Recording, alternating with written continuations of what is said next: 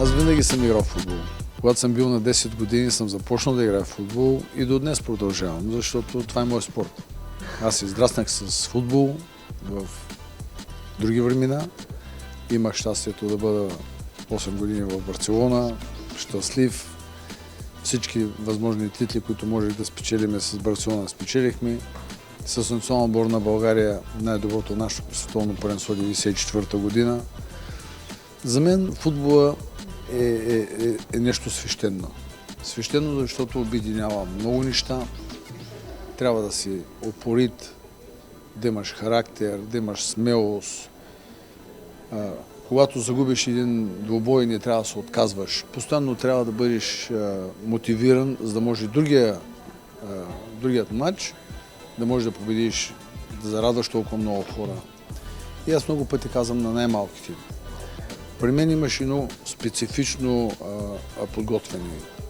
Както тренирах през седмицата, така трябваше да играя в края на седмицата. От понеделник до петък аз трябваше да съм много здрав, психически, и в събота и в неделя за мен беше много лесно. Много неща.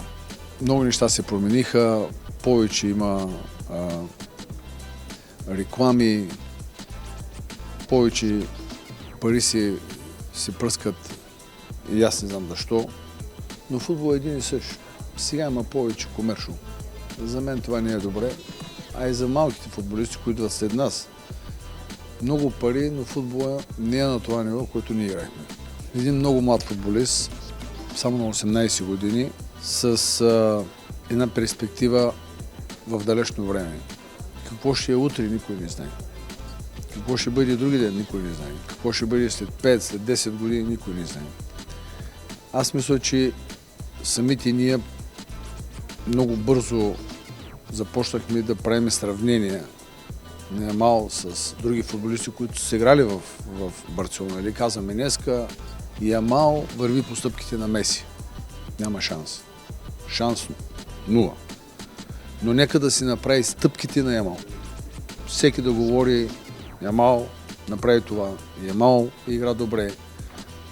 Аз никога не съм харесвал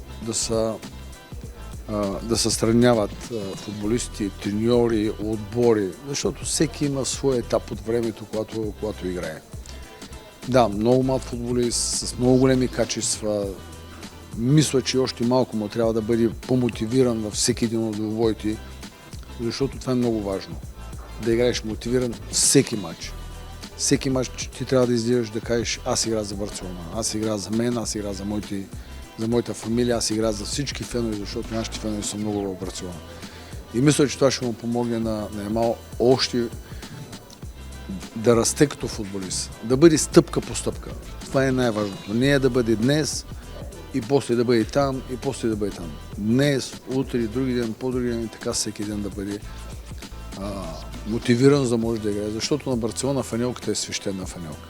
Там е нещо много свято. Когато имаш тук Каталуния, когато имаш емблемата на Барселона, това е нещо друго.